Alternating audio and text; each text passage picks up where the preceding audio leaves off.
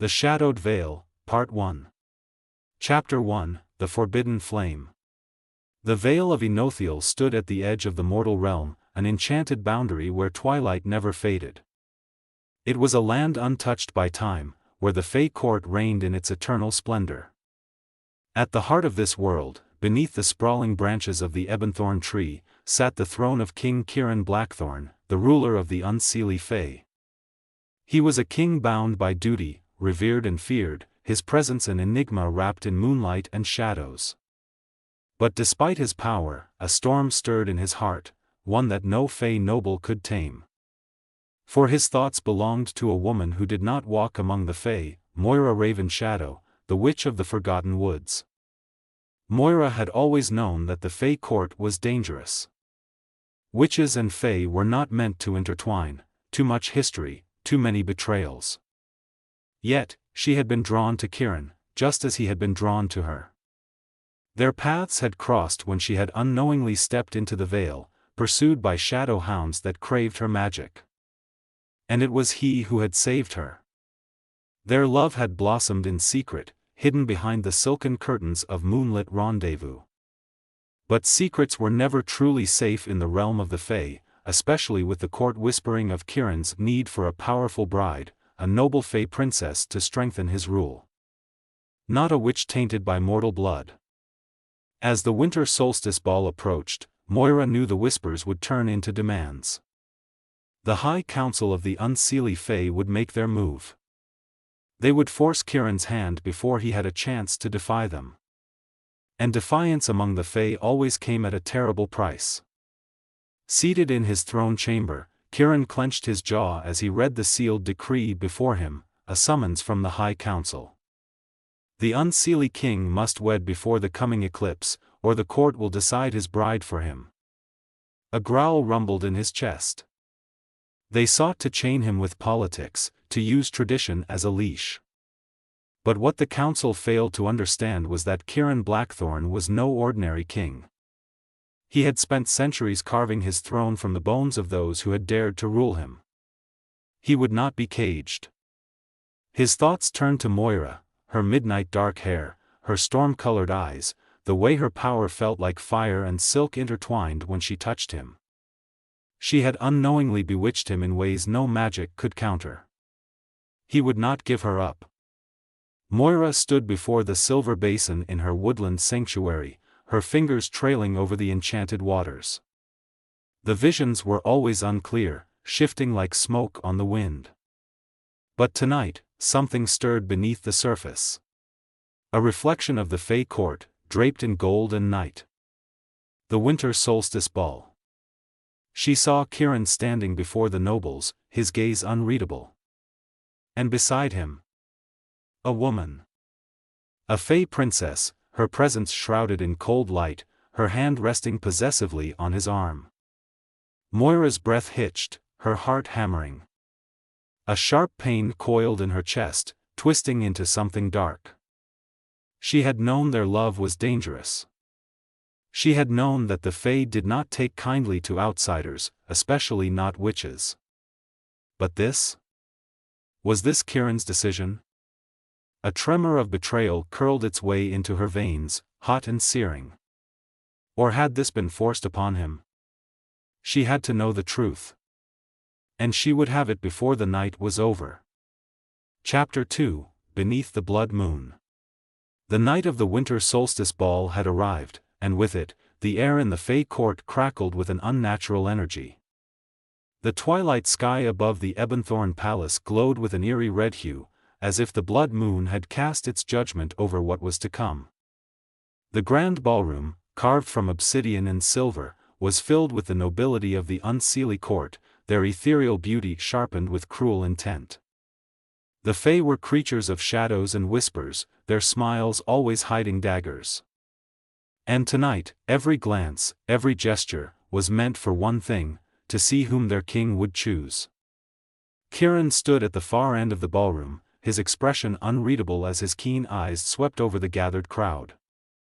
He had long learned the art of wearing a mask, of appearing untouchable even as the currents of power surged around him. He could feel the weight of their expectations pressing against his chest, the demand that he choose a bride, secure an alliance, and fulfill his duty. But his heart had already chosen, and it was not a Fae noblewoman who had captured it. Moira had not been invited. She did not need to be.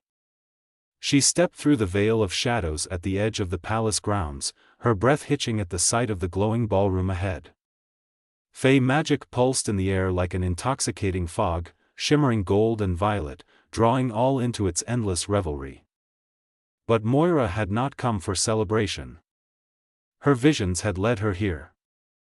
To see for herself the truth that lay beneath the whispers. Draped in midnight blue velvet, her gown clung to her like a second skin, the dark silver embroidery shimmering under the eerie glow of the moon. The shadows embraced her presence as she moved, her magic pulsing beneath her fingertips, hidden but ready. She knew she was stepping into danger. Witches did not belong in the courts of the Fae. And yet, she could not turn away, not when her heart threatened to be shattered before her very eyes. She would face the truth, no matter the cost. Inside the ballroom, the sound of laughter and the clinking of crystal goblets filled the space. The nobles were like predators cloaked in silken finery, their lilac and silver eyes flickering with intrigue as they awaited the announcement of their king's betrothed. Ciaran's jaw tensed as he stood at the dais, the high council gathered beside him, watching with veiled satisfaction. Before him stood Lady Lysara of the Winter Vale, a Fae princess of high bloodline and cold beauty. Her long, silvery hair shimmered under the candlelight, her sharp blue eyes locking onto him with expectation. Lysara had been chosen by the council, a match of power and politics. A woman of noble Fae lineage, one who would strengthen his rule and keep the bloodlines pure. A woman who was not Moira. "Your Majesty," Lysara purred, extending her hand. "I am honored to stand beside you this night." Ciaran barely suppressed a sneer. Honored, yes. But she was not here for love. She was here to secure her own power. To claim him like a prize. "I have made no decision yet," he said smoothly, though he knew his defiance would come at a cost. Lysara arched a delicate brow. "Then I shall enjoy persuading you." A ripple of murmurs moved through the crowd, the tension in the air thickening. The council had expected his compliance, but Ciaran was not a king who bowed to pressure. Then, suddenly, the flames of the enchanted candelabras flickered and dimmed. A whisper of shadow and frost coiled through the air, sending a shiver through the gathered Fae. And then he felt her. Ciaran's head snapped toward the entrance, his heart clenching at the sight that awaited him. Moira stood just inside the threshold of the ballroom, her dark eyes ablaze with fury and heartbreak. Her presence was a stark contrast to the Fae around her, where they were all ethereal light and cold beauty. She was fire and storm, defiance woven into every step. A hush fell over the crowd as they turned to see the witch who had dared step into their sacred halls.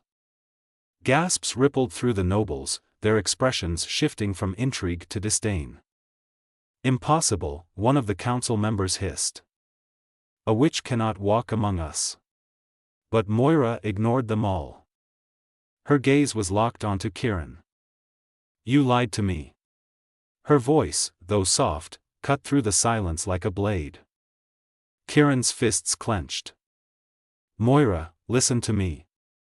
I saw you," she whispered, stepping closer. "I saw you standing beside her." Her voice wavered, but the anger in her eyes did not. "Tell me, Ciaran. Were you ever going to tell me the truth?" Ciaran stepped forward, ignoring the murmurs of protest from the council. "You do not understand. This was never my choice." Moira let out a bitter laugh, the sound sending a chill through the room. "Then fight for it." Silence. The council watched, their patience thinning. Lysara, still poised beside Ciaran, turned to Moira with a knowing smile.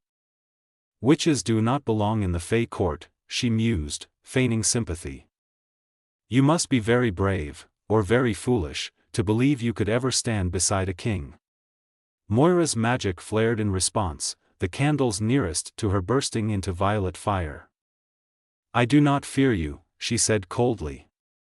Lysara smirked. You should. Before anyone could react, the shadows twisted. A sudden gust of power rippled through the room, knocking goblets from tables, shattering glass against stone. The Fae nobles tensed, sensing something far more sinister than an unwanted guest. Ciaran immediately stepped in front of Moira, his protective instincts sharpening. Because he knew this magic. This was no longer about Moira. This was something older. Something darker. Something that did not wish for love to bloom between a king and a witch. The air grew cold. And the first whispers of treachery slithered into the light. Chapter 3, Shadows in the Court. A chill settled over the grand ballroom, the sudden disturbance thrumming through the air like a whispered curse. The gathered nobility of the Unseelie Court stood in stunned silence, their gazes flicking between Moira and Ciaran, between the cold elegance of Lady Lysara and the seething fury of the witch who had dared trespass in their realm. The shadows at the farthest corners of the hall quivered, pulsing like living things. Even the enchanted chandeliers dimmed, their flickering light struggling against the oppressive force that had swept through the court. Moira's heart pounded in her chest. She had come for answers, for truth, but what she had walked into was something far more sinister. Ciaran stepped forward, his towering frame cutting through the stillness. His golden eyes locked onto Moira, a silent plea buried beneath the weight of duty. You should not have come here, he said, his voice low and edged with something dangerously close to desperation. Moira's hands curled into fists. Then you should not have betrayed me. The murmurs of the court surged once more, whispers curling like smoke through the crowd. A witch, daring to challenge the Unseelie King? It was an offense that could not be ignored. Lysara, standing beside Ciaran with calculated poise, exhaled a soft, musical laugh. How amusing, she mused, stepping closer to Moira. Did you truly believe you held any place in our world, little witch? She tilted her head, the silver threads of her gown shimmering in the candlelight. Did you think love could overcome fate? Moira lifted her chin, her magic coiling beneath her skin, sparking against the bindings that held the room in eerie silence. I did not come here to be questioned by you. I came here for the truth. From Ciaran himself. Ciaran's jaw tightened. He could feel the shifting tides of power within the room, the weight of the court pressing upon him, demanding his loyalty. Demanding his compliance. The truth? The voice that spoke was not Ciaran's. It was Lord Vareth, one of the oldest and most ruthless of the Unseelie High Council. He stepped forward from the shadowed alcove where he had been watching. His piercing, unnatural gaze swept over Moira like a predator sizing up prey. The truth, witch, is that you do not belong here. You never did. Moira's breath hitched. A shudder of energy rippled through the air.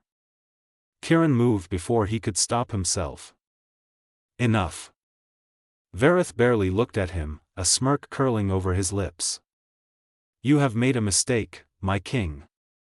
One we shall correct. At his signal, the shadows in the room deepened, swirling into grotesque forms, their twisting limbs slithering toward Moira like vipers ready to strike. Moira reacted on instinct, throwing her hands forward as her magic erupted in a storm of violet fire. The force of it shattered the marble tiles beneath her feet, sending a shockwave through the room. The encroaching shadows shriveled back, screeching as they collided with her magic, their dark tendrils burning into nothingness. The court gasped, some stepping back, others watching with renewed, predatory interest. Ciaran turned on Vareth, fury igniting behind his eyes. You dare to attack one under my protection? Vareth's smirk widened. She is not under your protection, my king. She is an invader. A threat to the court's stability. Or have you forgotten the rules that govern your throne? He stepped closer, his tone a purr of condescension. Or is it that you simply no longer care? Ciaran's entire body tensed. He knew this game all too well. Vareth was not merely testing him, he was challenging him. The court was watching. Waiting. Would their king choose the witch or his crown? Moira, breathing heavily, locked eyes with Ciaran. The weight of her fury, her pain, her love, burned between them. And then Lasara spoke again, her voice soft but cutting. "Do not worry, my dear," she said to Moira. "Your presence here is but a mistake. And mistakes can be corrected." Without warning, a lash of ice magic snapped toward Moira's throat. Ciaran moved instantly. The force of his counterspell exploded between them, sending both Lasara and Vareth staggering back. The golden glow of his power surged to the surface, his control teetering on the edge of something violent. The court had seen enough. Varetha's expression darkened. "Very well, then. The council shall decide." And as the shadows twisted once more, sealing Moira's fate, she realized that her fight for Ciaran's heart was no longer a battle of love. It was a war against the Unseelie Court itself. Chapter 4, The Chains of the Unseelie. The whispers of the Unseelie Court echoed in Moira's mind long after the confrontation had ended. The chilling voice of Lord Vareth still coiled around her thoughts like a venomous serpent. "You do not belong here. You never did." She had entered the ballroom demanding truth. Instead, she had been branded an intruder, her presence a challenge to the very foundation of Ciaran's rule. And now, the court would decide her fate. Moira stood in the cold, oppressive chamber of the High Council, her hands bound in chains of iron and shadow. Unlike mundane iron, which drained magic from lesser fae, these chains were far worse, forged from the marrow of fallen Unseelie kings, imbued with curses older than time itself. They did not just suppress magic, they consumed it. She had felt the moment her power recoiled within her, caged like a bird stripped of its wings. Ciaran stood beside her, his shoulders rigid, his golden eyes burning with barely contained fury. He had fought to prevent this, to stop the council from taking her, but even a king could not break the laws that had bound the Unseelie for eons.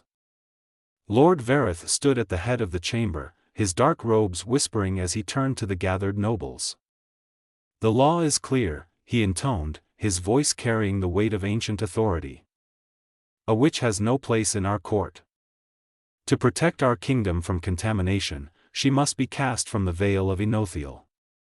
Her memories will be erased, her bond to our realm severed. She will forget everything."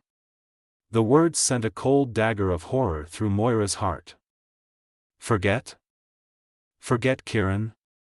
Forget the love that had woven its way through the threads of her very existence? Her breath hitched, her pulse roaring in her ears. This was not just exile. This was erasure. "I will not allow it." Ciaran's voice was steel and thunder, cutting through the room with enough force to make even the oldest Fae hesitate. His magic crackled in the air, a storm barely restrained. Lord Vareth turned his cold, calculating gaze upon him. "You have no choice, Your Majesty." Ciaran took a step forward, towering over the older Fae, his presence radiating power. "You think to strip her of her memories as if she were nothing? As if she were not the woman He stopped himself before the words could spill from his lips, but the implication was clear. The room darkened. The nobles murmured, shifting uneasily. A king's love for an outsider was a dangerous thing. "You will do as tradition demands," Vareth pressed, his tone sharp as the blade of a dagger. "Or you will forfeit your throne." Silence crashed over the chamber. Moira's heart clenched. If Ciaran defied the ruling, he would be dethroned. The power that bound him to the Unseelie throne was not absolute. It was bound by the will of the court. If they turned against him, if they deemed him unfit to rule, he would be exiled alongside her. And the Unseelie kingdom would fall into far crueler hands. Do it. The words left her lips before she could stop them.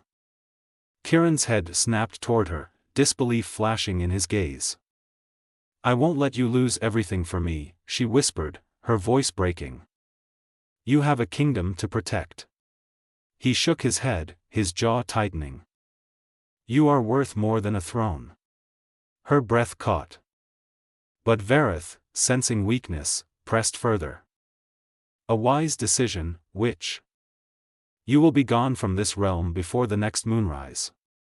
Ciaran's hands curled into fists, shadows roiling around his knuckles. Moira could see it, the storm within him, the war between duty and the raging inferno of his love for her. He could not choose both. And yet, as the chains tightened around her, she knew in her soul that this was not the end. Night fell over the Unseelie palace. Moira stood in her darkened chamber, her hands still bruised from the iron bindings, her heart raw with the weight of what was to come. She was to be taken beyond the veil of Enothiel at dawn. Once her memories were erased, she would be left in the mortal world, never knowing that this place, that he, had ever existed. But she would not go quietly. The door creaked open, and Ciaran stepped inside, his eyes molten gold in the dim light. He was no longer wearing his crown, no longer the untouchable Unseelie king. He was simply Ciaran, the man who had once kissed her under a midnight sky, who had whispered her name like a prayer. I will not let them take you from me. Moira swallowed hard, stepping toward him. You can't stop them. A muscle in his jaw flexed. Perhaps not. But I can make sure they don't erase you. She frowned. What do you mean? Ciaran reached into his cloak, pulling out a small, crystalline vial filled with liquid that shimmered like the stars. This is a memory ward, he said, pressing it into her hands. Drink it before dawn. It will not stop the erasure, but it will anchor your soul to what you have lost. Moira stared at the vial, her fingers trembling. Will it bring my memories back? His lips parted, but he did not speak. Because the truth was, he didn't know. But he had to try. Moira closed her eyes, exhaling shakily. Then, with a resolve stronger than steel, she met his gaze. I'll come back for you. Something flickered in his expression, a spark of desperation, of hope. I will find a way to break the curse, he whispered, his voice a vow sealed in the dark. Even if it takes me 1,000 years. Even if I have to tear the veil apart. Moira reached up, cupping his face. Then let's hope it doesn't take that long. And as he pressed his forehead to hers, as the stars burned bright beyond the veil, a single truth bound them together. This was not goodbye. It was only the beginning. Chapter 5, The Vanishing. The first streaks of dawn barely kissed the sky when the ritual of erasure began. The veil of Enothiel rippled like liquid moonlight, a shimmering border between the world of the Fae and the mortal realm. It was a place of transition and forgetting, where memories were swallowed by the mists, never to be reclaimed. And at its center stood Moira, bound in shadow-forged chains, her heartbeat steady despite the heavy silence that surrounded her. She had made her choice. She would not fight this. Not yet. But Ciaran had made his own choice, too. He stood mere feet away, his golden eyes burning with defiance, his hands clenched at his sides. He was a king of the Unseelie, yet he had never looked less like one. He had not donned his ceremonial armor, nor had he worn the crown that marked him as ruler. This was not the moment for a king. This was the moment for a man who was losing the only thing he had ever truly fought for. The Unseelie nobles had assembled in the clearing before the veil, their faces impassive as they observed the sentence unfold. Lord Vareth, draped in the heavy cloak of the council's authority, held the ancient staff used for exiles. At his right stood Lady Lysara, her expression unreadable, though the flicker of satisfaction in her eyes did not go unnoticed. The cold wind carried the weight of an ending. Of a love torn apart. Moira refused to let her fear show. She would not give them the pleasure. Instead, she turned her gaze to Ciaran, offering him the smallest of nods, a silent reassurance. "I will come back." He understood. She could see it in the way his shoulders tensed, in the way his hands curled into fists to stop himself from ripping through the ceremony and taking her far from here. But he could not act. Not now. Not yet. Lord Vareth lifted his staff, the ancient sigils upon it glowing with icy light. The magic of the Unseelie surged, folding into the veil as the wind howled through the clearing. "It is decided," Vareth intoned. "Moira Raven Shadow is to be cast beyond the veil. She shall be stripped of all memories of this realm. Of its people. Of its king." His sharp gaze flickered toward Ciaran.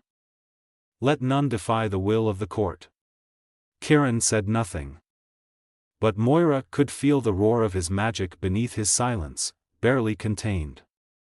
A pulse of energy surged through the air, and Moira's chains disintegrated into mist. She gasped softly as her magic rushed back into her veins, but she had no time to react. The veil pulled at her. A great force, ancient and relentless, wrapped around her like a phantom's grip, dragging her forward.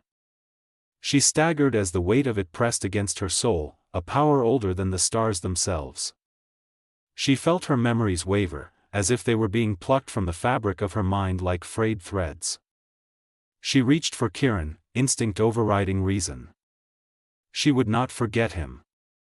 But the veil did not care for love. It did not care for promises. It only knew how to take.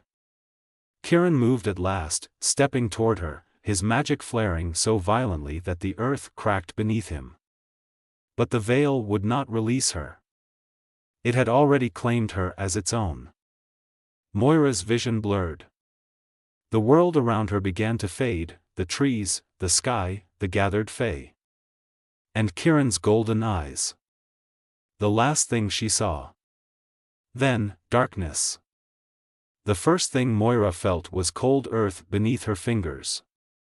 The scent of damp grass filled her lungs as she gasped, a sharp pain lancing through her skull. Her body trembled, exhaustion wrapping around her like a shroud.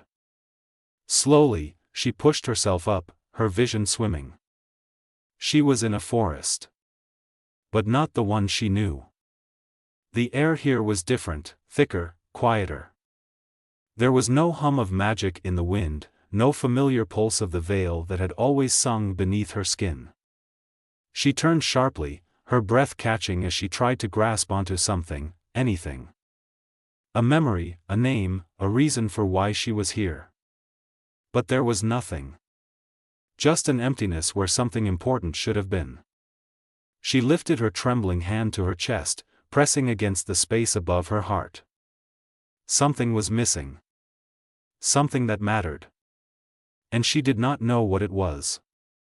Back in the Unseelie Court, Ciaran stood before the fading veil, his hands still outstretched, his breath uneven.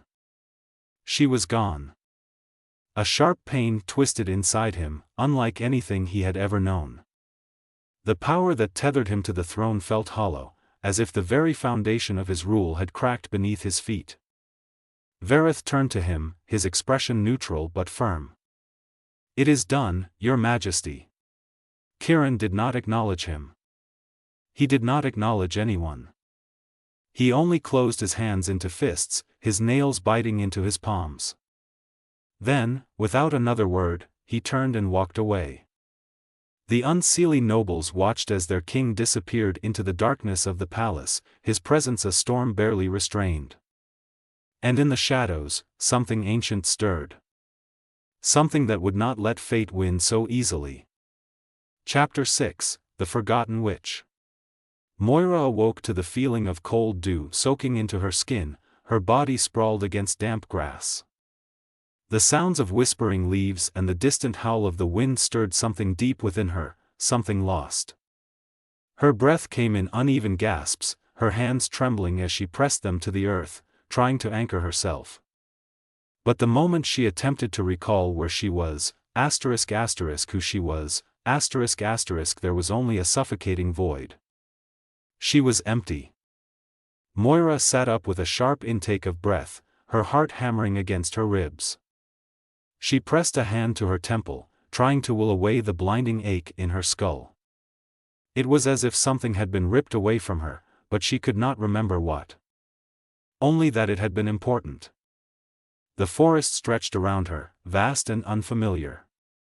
Gnarled trees curled like twisted fingers toward the overcast sky, their darkened leaves shivering against the wind. The air smelled of rain and old magic, but there was no sign of where she had come from, no road, no village, nothing. She swallowed, panic creeping up her spine. Think, Moira. Think. A name. A purpose. A memory. But there was only silence.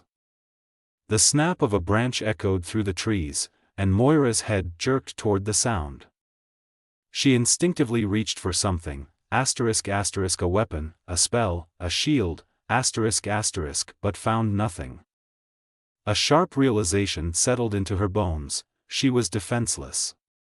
Then, from the thick mist beyond the trees, a figure emerged. A man, tall and hooded, his cloak heavy against the wind.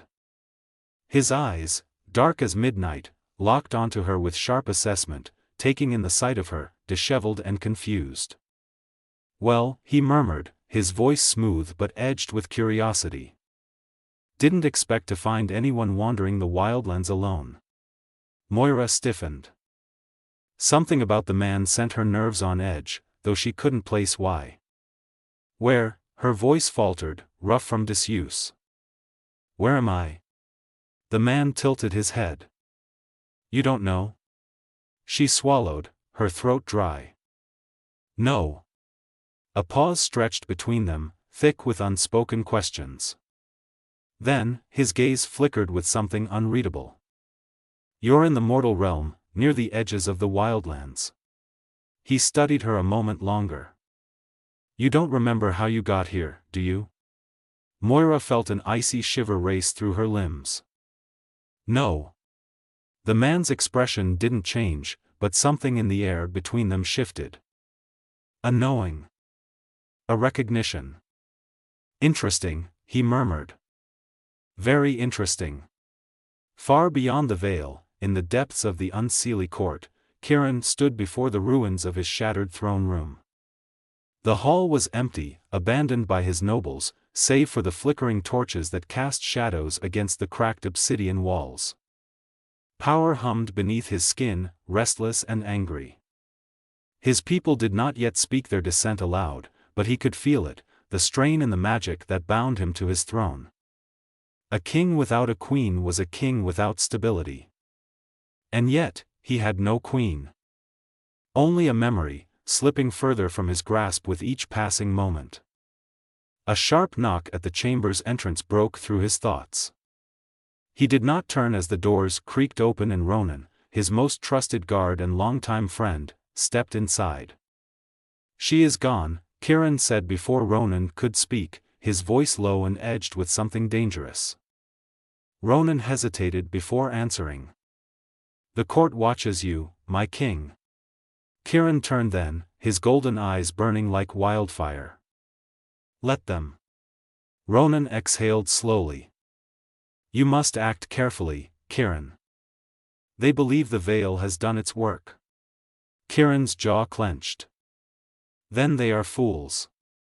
The veil had taken Moira's memories, but it had not taken her. She was still out there, somewhere in the mortal realm. And he would find her. Even if he had to tear the world apart to do it. Back in the wildlands, Moira walked cautiously behind the stranger as he led her through the thickening forest. She did not know if she could trust him, but at present, she had no other choice. She was lost in a world she did not recognize, her memories nothing but fragmented shadows, slipping through her fingers the moment she tried to grasp them. Yet, something inside her whispered that she was not ordinary. That she had been more than this, before. That there was power buried beneath the void. She just had to remember. And as the wind carried the distant sound of unfamiliar whispers, Moira knew. Something was coming for her. Something that would not let her forget forever. Chapter 7, Echoes of the Past. The wind stirred through the wildlands, carrying with it a faint whisper, like the ghost of a memory half forgotten. Moira felt it before she heard it, a pull deep within her chest, a phantom ache that she could not explain. The air felt charged, alive, as if the very land had been waiting for her to return. But return from where? And to what? The stranger, the man who had found her wandering the woods with no name and no past, watched her carefully. He had introduced himself as Dane, a rogue traveler familiar with the hidden paths of the mortal realm. But there was something about him that unsettled her, something in his eyes that suggested he knew more than he let on. "How far is the nearest village?" Moira asked, wrapping her cloak tighter around herself. The night had settled fully, and the twilight of the Fae realms felt impossibly far away. Dane hesitated, then said, "Not far. A day's walk, maybe less if we avoid the shadow marshes." She studied him, sensing the subtle deception in his words. He knew something, perhaps about her, about the reason she had appeared in the woods with nothing but the weight of an emptiness she couldn't name. "You don't trust me," he observed, a smirk tugging at his lips. "That's wise. But you're also in no position to turn down my help." Moira didn't respond. She didn't know who she was, but she knew this: she would not be someone easily manipulated. She would follow him, for now. But only until she figured out her own path. Far beyond the mortal realm, across the Vale of Enothiel, Ciaran stood in the halls of his ancestors, facing down the one enemy he could not strike down with steel, his own court. "Your Majesty," Lord Vareth began, his cold voice a blade honed on the stone of tradition. "You have shown great restraint these past days, and we are most grateful. But we must insist that you look forward, not back.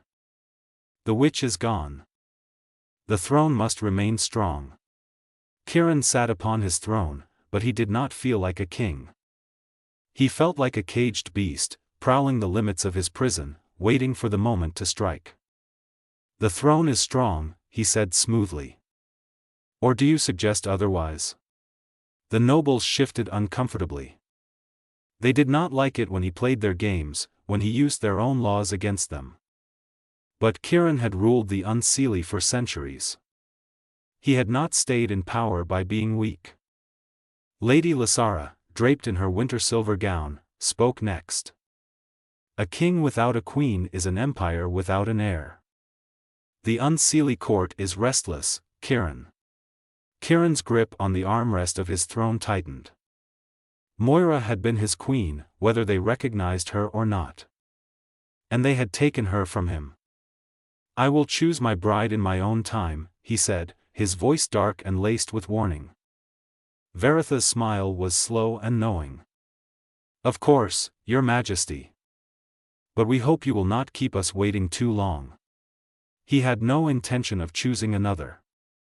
He had only one purpose now, to reclaim what was his. Moira dreamt of shadows that night.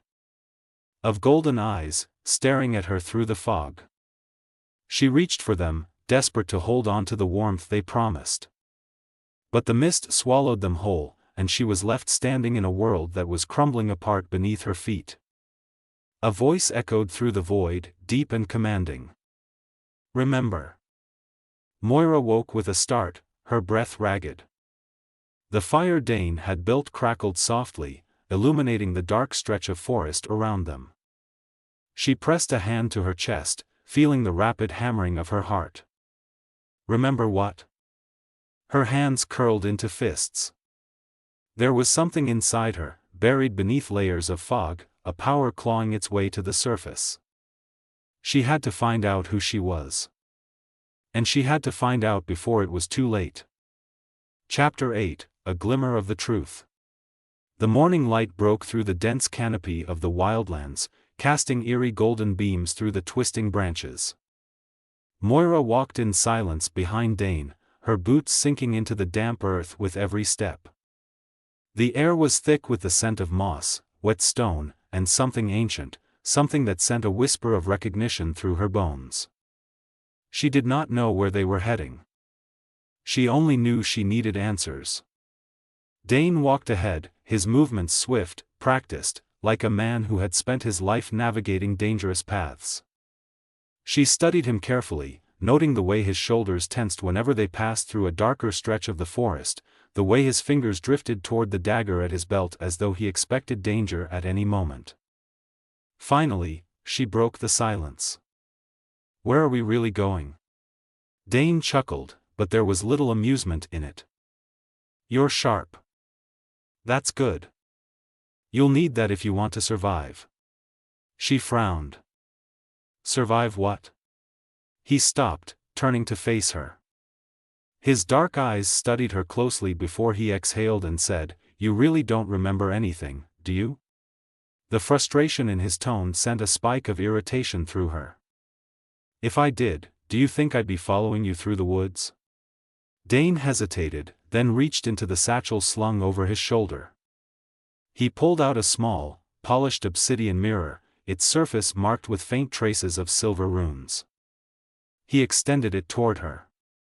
"Look into this." Moira eyed it warily, but something deep within her urged her to take it. She grasped the mirror carefully, its surface cold beneath her fingers. The moment her gaze met the reflection, her breath hitched. For a heartbeat, she saw herself, a young woman with storm-gray eyes, a face she did not recognize yet somehow knew belonged to her. But then, the image shifted. Her hair darkened, turning silver under a blood-red moon. Shadows curled around her shoulders, her eyes glowing with an eerie violet light. A whisper brushed against her mind, a name she couldn't quite grasp. A flash of golden eyes. A voice calling her name. A kingdom shrouded in darkness. Then, the vision shattered, and she gasped, nearly dropping the mirror. Dane caught it before it hit the ground. "What did you see?" Moira clutched her chest, her breath shallow. I don't know." "I saw," she hesitated, shaking her head. "It was just a trick of the light." Dane studied her for a long moment before tucking the mirror back into his satchel. "No. It wasn't." She swallowed hard. What had she just seen? Far across the vale, in the Unseelie Court, Ciaran stood before the Hall of Prophecies, his hands clenched at his sides. The chamber was lined with crystal orbs, each containing glimpses of futures that may yet unfold. Some were clear. Others, *** like the one he sought, *** remained shrouded in black mist. The High Seer, an ancient fae with silver-streaked hair and piercing violet eyes, watched him carefully. "You seek knowledge you are not yet meant to possess." Ciaran's jaw tightened. "She is still alive." The seer exhaled. "Yes." The confirmation sent a rush of fury and relief through him.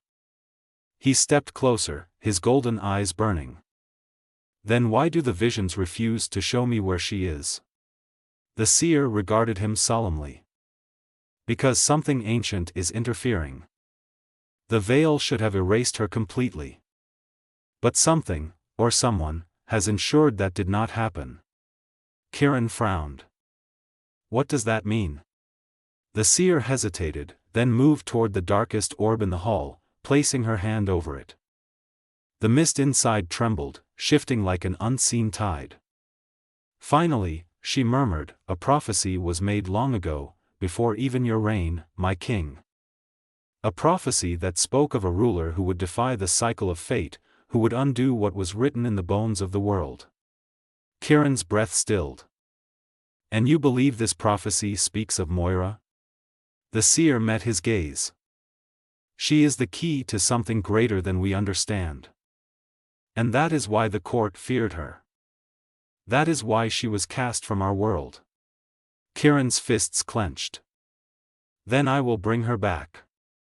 The seer's lips curled into the smallest of smiles. You will try. Moira and Dane continued their journey through the wildlands, the silence between them heavy with unspoken truths. The more she tried to recall the images from the mirror, the more they slipped from her grasp. But something inside her had shifted. Something was waking up. And far beyond the mortal realm, across the veil, Ciaran prepared for war. Because no force, not the court, not the laws of fate, not even the gods themselves, would keep him from what was his. Chapter 9, The Hunt Begins. The tension between Moira and Dane had only grown since the vision in the mirror.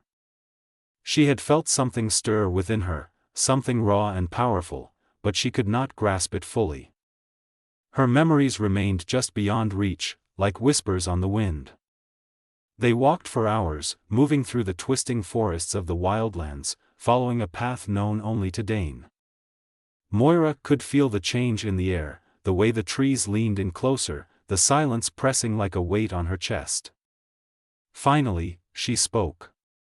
Where are we going? Dane didn't look back. To someone who might have answers. She frowned. And who is that? A seer. Moira hesitated. Something about that word, seer, sent a chill down her spine. She wasn't sure why, but she knew it mattered. Dane glanced at her, his dark eyes flickering with something unreadable. You're afraid. She lifted her chin. No. I just don't trust you. A smirk played at the edge of his lips. Smart girl. Beyond the veil, Ciaran stood in the war chambers of the Unseelie Court, his hands pressed against the stone table as he studied the ancient maps before him. His mind was racing. If Moira was still alive, he would find her. Ronan, his most trusted general, stood at his side. You know what this means, don't you? Ciaran's golden eyes burned. Yes. If you defy the court's ruling, they will call it treason. A cold smile touched Ciaran's lips. Let them try to stop me. Ronan exhaled. And if they strip you of your throne? Ciaran's jaw tightened. He had always ruled with power, with control. But this was different. This was personal. I don't care about the throne, he murmured. I care about her. The silence between them was heavy. Then Ronan nodded. Then we move at dawn. Night had fallen by the time Moira and Dane reached a small, hidden cave nestled beneath the roots of an ancient tree. A soft golden light flickered from within, and the moment Moira stepped inside, she felt something stir deep in her bones. A woman sat by a fire, her features shrouded in shadows. She was old, her skin lined with the weight of time, but her eyes were sharp as daggers. You seek the truth, the woman said before Moira could speak. Moira's breath hitched. Yes. The seer gestured for her to sit. Then be prepared. The truth does not always bring comfort. Dane remained standing, arms crossed as he watched. The seer reached for a bowl of black water, swirling it with her fingertips. The past is never truly gone.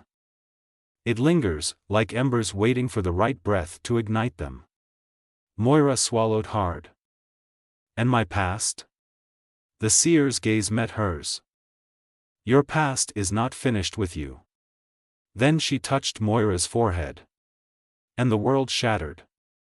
Flashes of memory surged through Moira's mind, golden eyes, whispered promises, a kingdom bathed in twilight. A name echoed through the darkness, a name that made her heart clench with longing. Ciaran. The vision ended, and she gasped, stumbling back. Her hands trembled. She looked up at the seer, eyes wide. What was that? The seer's expression softened. A glimpse.